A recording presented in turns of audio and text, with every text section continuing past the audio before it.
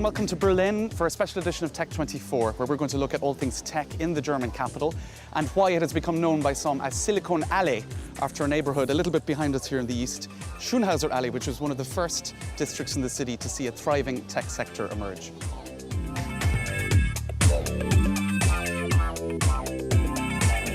Now, counterculture has always been a central feature of the tech ecosystem here in Berlin. In the decades since reunification, digital activists and hackers have flocked into the German capital, often working on ideals such as the protection of online privacy. To get more of an insight into this aspect of the tech ecosystem, take a look at this report by Anne Maillet. It's the kind of place you could only find in Berlin. Welcome aboard. This is our fingerprint scanner. When we get here, we sign in to see who else is here. Seabase looks like a spaceship crash-landed in the city centre, a meeting point for hackers and activists. We come here to work, relax, play on our computers, or have a barbecue and a beer. It's places like these that make Berlin such a big draw for hackers. They come to the city from around the world.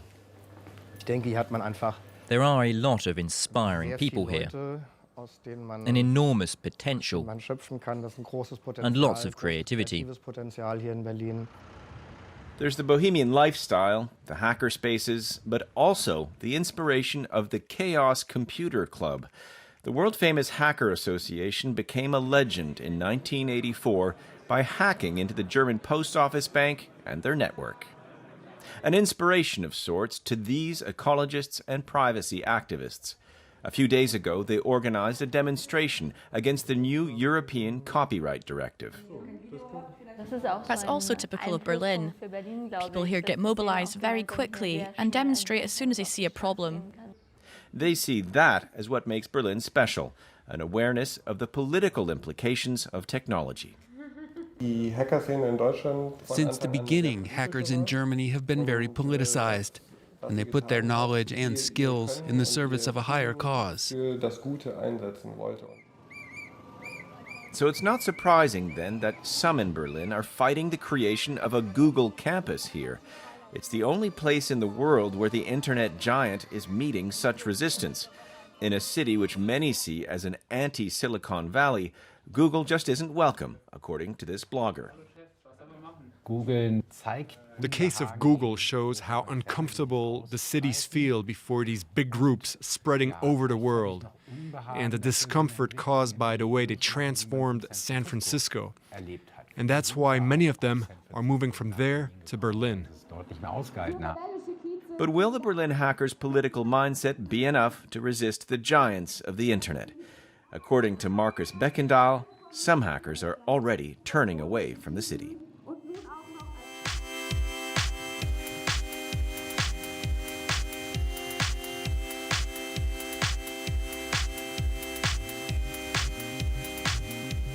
So we're here in a warehouse in Treptow, just over the east-west divide where the wall used to be. There's warehouses all around, and this is one of them. And we're in a place called Factory, and there used to be squats here, and various startups have now come in, and this is a startup incubator, essentially, where you have about 1,000 paid members, and they can get advice from mentors like Uber or SoundCloud. So we're going to take a visit. Okay, so we're here with Sandrine Perrier. Sandrine, you're the Chief Marketing Officer of Factory. Is Factory an incubator? Because that's what I understood it was, and you were telling me earlier that it's more than just an incubator of startups. Yeah, actually Factory is a living space where you gather like different communities, different people, like from different backgrounds. You have like a community of like companies and corporations. Then on the other hand, you have like startup, and then you have like solo entrepreneurs and freelancers. And each of them like bring like skills on the table. For the corporates, it's more like processes, it's more like structure and knowledge, certain type of expertise. The startup is like their agility. They're eager for ideas, new ideas and disruption, but as well talents, a pool of talents, and freelancers and solo entrepreneur are as well like with, I would say like kind of in the middle, then bringing as well like everything together and yeah, their exchange on that. So we're pretty much at the former division point between East and West, and Berlin, I guess. Totally. Berlin is a crossroads. It's always been a crossroads, not just between East and West. We have I think it's 190 nationalities in Berlin, I've heard. So is that diversity one of the factors that explains innovation here, do you think?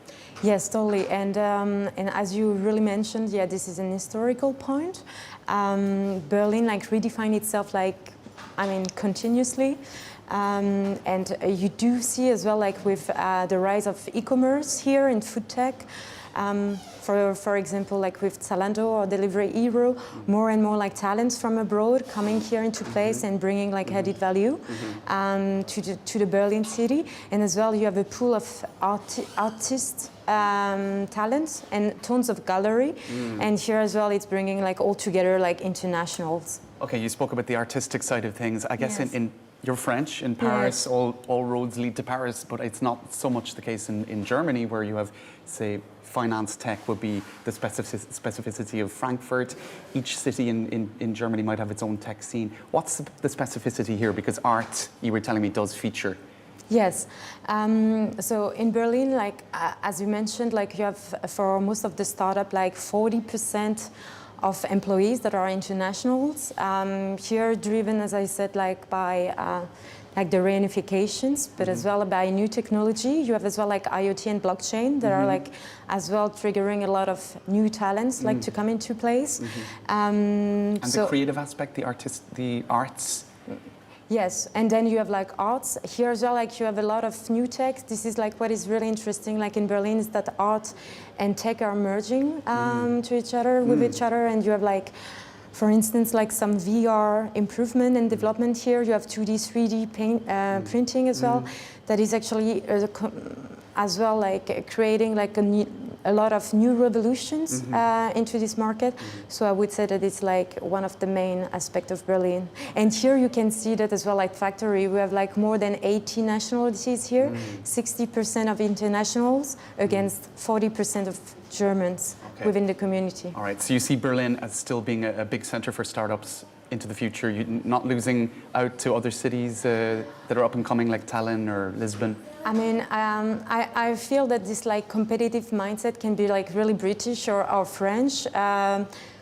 Historically, cooperative here? Yeah, pretty institutionalized. Berlin, as I said, is redefining itself. So I'm really keen on seeing in 10 years how it's going to look like. Venture capitals are more and more coming here in the place. All right. So. Something we've run out of time, unfortunately. So much more to say, but thank you for talking to us on Tech24. Bye.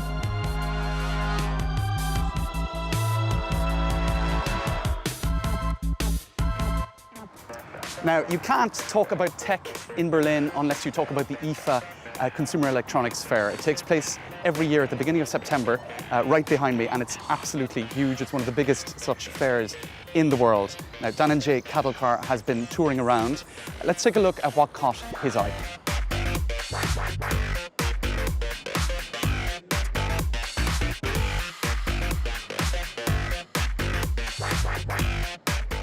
More and more tech companies these days are focused on the idea of healthy living. And one such company is the Berlin-based Mitter that has developed this water purifying system that is completely inspired from nature. Just like in nature where there's evaporation and condensation, you'll find something similar inside this box. There's a heater that evaporates water and a condenser that cools it down and turns it into pure water. This pure water is then made to flow through a layer of minerals. These are in the form of cartridges which can be added from outside. So this is entirely customizable. So you can add calcium, magnesium, calcite. You can also increase the pH level of water. Now the biggest advantage of this system is that it not only gets rid of pathogens, but also microparticles like microplastics and medical residues. There's of course a dedicated application which also tells you about the quality of water. Of course, this is not the only device that's present in IFA. There are plenty more. Let's check out the next one.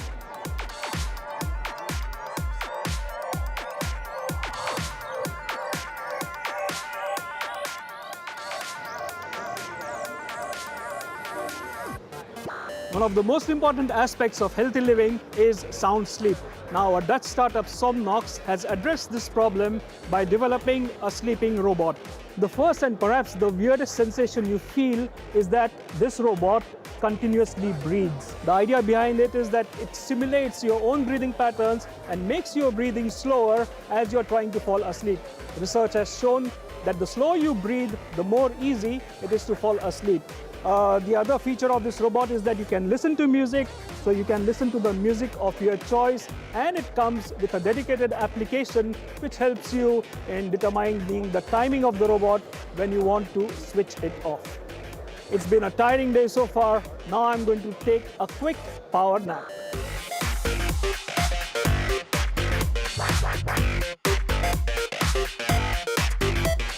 One of the major technological breakthroughs this year has been the mass production of the fully flexible displays by the Chinese-American company Royal. I'm now joined by one of the co-founders, Pong Wei. Thank you very much, Pong, for joining us. Thank you. Pong, could you tell me what are the advantages and applications of this particular flexible display? Yeah, as this demo showed, this is a fully flexible display, can be bendable, rollable, because it's based on the plastic films, and it make it ultra thin, so I can truly change the form factor. It can be used in a different application and products. Could you give us examples of some of these applications? Oh, absolutely. Some of the applications like the consumer electronic, for example, smartphone, pad of the displays, and also like the other industry, for example, smart home and smart transportations. With this ultra thin and lightweight display. Now, what challenges did you encounter when you were developing this technology?